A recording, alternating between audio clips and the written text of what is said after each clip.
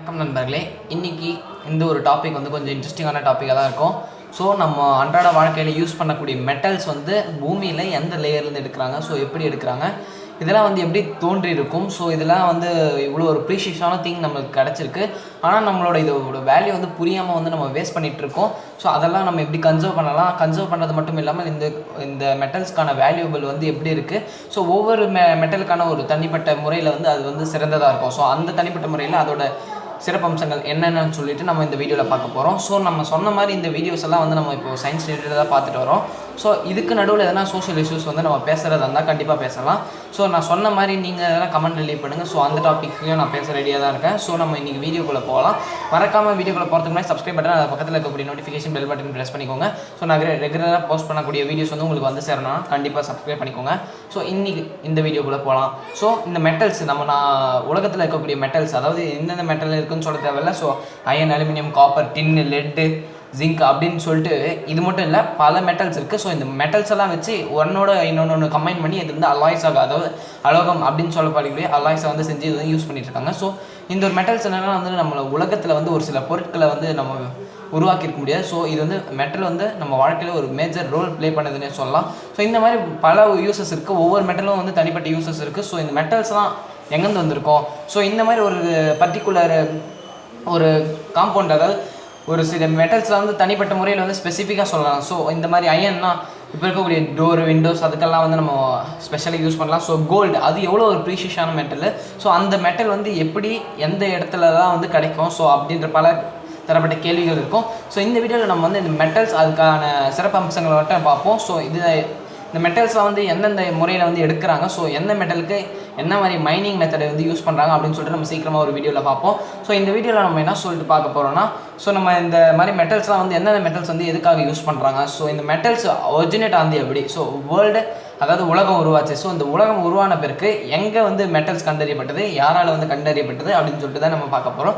So நம்ம ஸ்டார்டிங்லேருந்தே போகலாம். So இந்த பிக் பேங் தியரி அந்த மாதிரிலாம் நம்ம சொல்லிட்டு நிறைய வீடியோஸில் வந்து நம்ம போஸ்ட் பண்ணியிருக்கோம். ஸோ நான் அந்த சொல்லப்பட்ட பிக் பேங் தியரியாக இருக்கட்டும், இல்லை லைஃப் எப்படி ஒரிஜின் ஆச்சு பூமியில் அப்படின்னு சொல்லிட்டு இருக்கிற வீடியோஸாக இருக்கட்டும், அந்த வீடியோஸ்லாம் நீங்கள் கண்டினியூஸாக பார்த்துருந்தீங்கன்னா இந்த வீடியோவில் வந்து நம்ம அதுக்கான இன்ட்ரோ வந்து கொடுக்க தேவையில்லை. ஸோ அந்த வீடியோஸ்லாம் நீங்கள் பார்க்கலன்னா ஃபர்தராக நீங்கள் சர்ச் பண்ணி பார்த்துக்கோங்க. ஸோ இந்த வீடியோவில் வந்து அந்த லைஃப் ஒரிஜினேட்டர் பற்றி உங்களுக்கு எல்லாருக்கும் தெரியும். ஸோ பிக் பேங் தியரியிலேருந்து எல்லா விஷயங்களும் நடந்து வந்திருக்கும். ஸோ அந்த உலகம் உருவான பிறகு, அதாவது பல வருடங்கள் வந்து மழை பெய்யுது வந்து உலகம் உருவான பிறகு என்ன நடந்துச்சுன்னா, ஸோ இது வந்து ஒரு குளோபாக வந்து உருவாகிடுச்சு. ஸோ இந்த ஒரு லேயரில் நம்ம சோஷியலில் படிச்சிருக்கோம். So core, inner core, outer core and mantle, crust, அந்த மாதிரி சொல்லி 3 லேயர்ஸ் இருக்குது. ஸோ நம்ம அதில் படிச்சிருப்போம். ஸோ இன்னர் கோரில் என்ன இருக்குதுன்னு சொல்லிட்டு பார்த்தீங்கன்னா ஃபுல் அண்ட் ஃபுல் ஃபெரஸ், அதாவது அயன் அப்படின்னு சொல்லப்படக்கூடிய ஃபுல்லாக வந்து அயன் கண்டென்ட் தான் வந்து இன்னர் கோரில் இருக்குது. ஸோ அந்த இன்னர் கோரில் வந்து அந்த அயன் எப்படி இருக்கும், ஸோ நம்ம இருக்கக்கூடிய கேட்டாக இருக்கட்டும், இல்லை டோராக இருக்கட்டும், இல்லை எந்த ஒரு விண்டோ கம்பிங்களாக இருக்கட்டும், அயன் கண்டென்ட் தான் அதிகமாக இருக்கும். ஸோ அது கூட மிக்சராக வந்து அலாய்ஸ் பண்ணியிருப்பாங்க.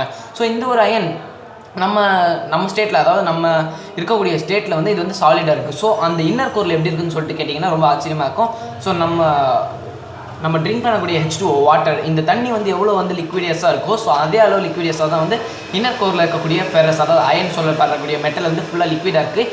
ஏன்னு சொல்லிட்டு கேட்டிங்கன்னா அவ்வளோ வந்து பூமியோட ப்ரெஷர் வந்து ஃபுல்லாக அந்த சென்டர் பைவட் பாயிண்டில் தான் இருக்குது. ஸோ அந்த ஒரு ப்ரெஷர்னால ஃபுல் அண்ட் ஃபுல் அது வந்து லிக்விட் டெம்பரேச்சர், அதாவது லிக்விடாக இருக்குது.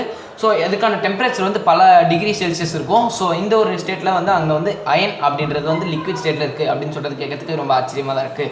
ஸோ அதுக்கப்புறம் மேண்டல் என்றக்கூடிய லேயர்ஸ் வந்து அண்ட் காப்பர்ஸ் அண்டு ஜிங்க், ஸ்டீல்னு சொல்ல முடியாது, அயன், அதாவது இந்த 3 மெட்டல்ஸ் வந்து ரிச்சாக வந்து அந்த லேயரில் ப்ரெசென்ட் ஆகிருக்குன்னு சொல்லலாம். க்ரஸ்ட்டில் சொல்லவே தேவையில்லை, ஆல் ஆஃப் த மெட்டல்ஸ் வந்து எல்லாமே ஒவ்வொரு இடத்துல வந்து பதிஞ்சிருக்கும். ஸோ அந்த க்ரஸ்ட்ன்ற லேயர், அதாவது நம்ம சொல்லக்கூடிய நிலையில் வந்து இது வந்து பெட், அதாவது சாலிட் பெட் ராக் அப்படின்னு சொல்கிறாங்க. பாறைகளில் வந்து படுக்கை, அதாவது நிலப்படுக்கை அப்படின்னு சொல்லக்கூடிய ஒரு லேயர்லேருந்து தான் நம்மளுக்கு வந்து எல்லா மெட்டல்ஸும் வந்து ஒரிஜினல். ஸோ அந்த இடத்துலேருந்து தான் நம்ம மைனிங் பண்ணி ஒவ்வொரு மெட்டல்ஸும் வந்து தனித்தனியாக எடுக்கிறோம். ஸோ அதே மாதிரி தான் எல்லா மெட்டல்ஸும் நமக்கு கிடைக்குது. ஸோ இந்த மெட்டல்ஸில் வந்து ஸ்பெசிஃபை பண்ணி சொல்லணும்னா ஒவ்வொரு மெட்டலுக்கும் ஒவ்வொரு சிறப்பு அம்சங்கள் இருக்குது. ஸோ நம்ம ஒரு மெட்டல் பார்க்கலாம். ஃபஸ்ட்டு வந்து அலுமினியம் எடுத்து பார்க்கலாம். ஸோ இந்த அலுமினியம் வந்து மோஸ்ட் ஆஃப் ஆல் எங்கே யூஸ் பண்ணுவாங்க, ஸோ நம்ம கரண்ட் வயசுக்கு, அதாவது பைலான்ஸ் எல்லாம் ட்ராவல் பண்ணுவோம்ல, பெரிய கரண்ட், அதாவது பெரிய லெவலான கரண்ட் எல்லாம் வந்து ட்ரான்ஸ்ஃபார்ம் பண்ணுறதுக்கு இந்த அலுமினியம் அப்படின்ற ஒரு கண்டக்டர் வந்து யூஸ் ஆகுது. ஸோ இது வந்து கண்டக்டராக யூஸ் பண்ணுறாங்க. ஏன்னு சொல்லிட்டு கேட்டிங்கன்னா இது வந்து கண்டக்டிங் கெப்பாசிட்டி, அதாவது இதோட மெல்டிங் பாயிண்ட்டும் ஹையாக இருக்குது. ஸோ இது வந்து சீப்பஸ்ட் ஒரு இதுதான். சரிங்களா? ஸோ ஃபர்ஸ்ட் ஆஃப் ஆல் எது வந்து அதிகமான கண்டக்டன்ஸ் ரேட்டு கொண்டு இருக்குன்னு பார்த்தீங்கன்னா கோல்டு. ஸோ கோல்டு வந்து நம்மளால் வந்து ஃபைனான்ஸ்க்கெல்லாம் ஒயராக யூஸ் பண்ண முடியுமா, கொஞ்சம் யோசிச்சு பாருங்கள். ஸோ நம்ம அதெல்லாம் பிளான் பண்ணி எல்லா பட்ஜெட்டெல்லாம் கூட ஃபிக்ஸ் பண்ணி நம்ம கோல்டு ஒயரில் நம்ம எல்லா ஃபைனான்ஸ்க்கும் வந்து நம்ம எலக்ட்ரிக் ஒயரை நம்ம ஃபிட் பண்ணிவிட்டு நைட் தூங்கி வந்து பார்த்தா கரண்ட் இருக்காது. ஸோ என்ன தான் இருக்குன்னு சொல்லிட்டு இபிக்கில் ஃபோன் பண்ணி பார்த்தா அவங்க சொல்லுவாங்க, பார்த்தா எல்லாம் கோல்டு ஒயராக போடவே எல்லாம் தூக்கிட்டு போயிட்டாங்க சார் நைட்டோட நேரம்னு சொல்லி பார்ப்பாங்க. ஸோ அந்த மாதிரி ஒரு சில காமெடியான விஷயங்கள்லாம் நடக்கும். ஸோ அடுத்த ஒரு கண்டக்டர் பார்த்தீங்கன்னா சில்வர். ஸோ இந்த ஒரு சில்வரும் வந்து ஒரு நல்ல கண்டக்டர் தான். ஸோ இதுக்கான பட்ஜெட் ரேட்ஸும் வந்து கொஞ்சம் இருக்கிறதுனால ஸோ இதுவும் போடுறதுக்கு பாசிபிள் இல்லை. ஸோ அதுக்கடுத்த நிலையில் பார்த்தீங்கன்னா வந்து காப்பர் சொல்லலாம். காப்பருக்கான மெல்டிங் பாயிண்ட் வந்து கொஞ்சம் கம்மி தான். அதனால் வந்து ஹை வோல்டேஜான கரண்ட்டை வந்து ட்ரான்ஸ்ஃபர் பண்ண முடியாது. அதுக்கடுத்த நிலையில் இருக்கக்கூடிய அலுமினியம் தான் நம்ம வந்து கரண்ட் கண்டக்டராக வந்து யூஸ் பண்ணுறோம். அது மட்டும் இல்லாமல் பாட்டிலில் வந்து அதாவது டின் கேன்ஸில் வந்து ஜூஸ் வரும்ல, ஸோ அந்த ஜூஸ்க்கான லிட்டு கூட அலுமினியத்தில் வைக்கிறாங்க. ஸோ அதனால தான் நம்ம வந்து ஈஸியாக வந்து லாக்அப் பண்ணி அதை வந்து குடிக்க முடியுது. ஸோ அடுத்து ஒரு டைட்டானியம். இந்த டைட்டானியம் அப்படின்ற ஒரு மெட்டல் வந்து கார் உபகரணங்கள், அதாவது காரில் இருக்கக்கூடிய பார்ட்ஸ்லாம் அதிகமாக செய்யறதுக்கு வந்து இந்த டைட்டானியம் மெட்டல் யூஸ் பண்ணாங்க.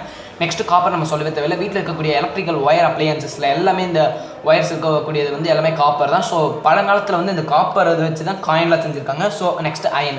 இந்த அயன் அப்படின்ற மெட்டல் எதுக்கு யூஸ் பண்ணாங்க பார்த்தீங்கன்னா பைக்கோட பார்ட்ஸாக இருக்கட்டும், இல்லை சைக்கிள் இருக்கக்கூடிய பார்ட்ஸாக இருக்கட்டும், இல்லை கேட்டு விண்டோ அப்படின்னு சொல்லிட்டு மல்டிபிள் பர்பஸஸ் இருக்குது, அது உங்களுக்கு தெரியும். ஸோ நிக்கல் வந்து இப்போது ரீசெண்டாக வந்து நம்மளோட நேஷனல் கரன்சியோட காயின்ஸ் வந்து செய்யறதுக்கு யூஸ் பண்ணுறது. இந்த நாட்டில் மட்டும் இல்லை, உலகத்தில் இருக்க பல நாடுகளில் வந்து நிக்கல் வந்து காயின்ஸ் செய்யறதுக்கு யூஸ் பண்ணுறாங்க. நெக்ஸ்ட் வந்து ஜிங்க். இந்த ஜிங்க் பார்த்தீங்கன்னா இதுவும் வந்து பிராஸும் வந்து ஒன்றா சேர்த்து இது வந்து அலாயாக செஞ்சு இது வந்து பல பர்பஸ்க்காக யூஸ் பண்ணுறாங்க.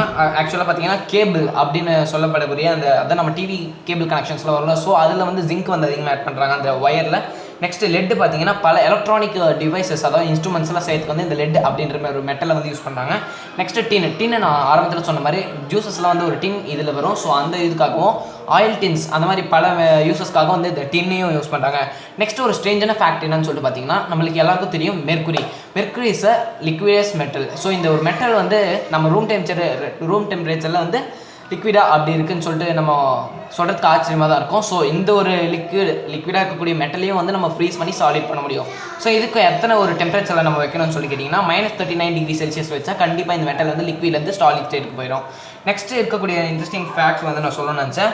ஸோ இருக்கக்கூடிய 2 மெட்டல் வந்து சாஃப்டஸ்டான மெட்டல். ஸோ அந்த 2 மெட்டல் என்னென்னு கேட்டிங்கன்னா காப்பர் அண்ட் டின். இந்த 2 மெட்டலுமே வந்து இருக்கக்கூடிய ஒரு சாஃப்டான மெட்டல் தான். ஸோ ஆனால் இந்த 2 மெட்டலை நம்ம அதாவது இந்த 2 மெட்டலையும் ஒன்றா இணைச்சி இது வந்து அலோகமாக அதாவது அலாயா வந்து செஞ்சு இந்த மெட்டலோட அலாயை நம்ம டெஸ்ட் பண்ணி பார்த்தோம்னா இது ஒரு மிகப்பெரிய ஸ்ட்ராங்கஸ்டான மெட்டலாக வந்து உருமாறுது. ஸோ இந்த 2 சாஃப்ட் மெட்டலை சேர்ந்த ஒரு ஹார்ட் மெட்டலாக நம்ம வந்து கற்றுக்கணும்.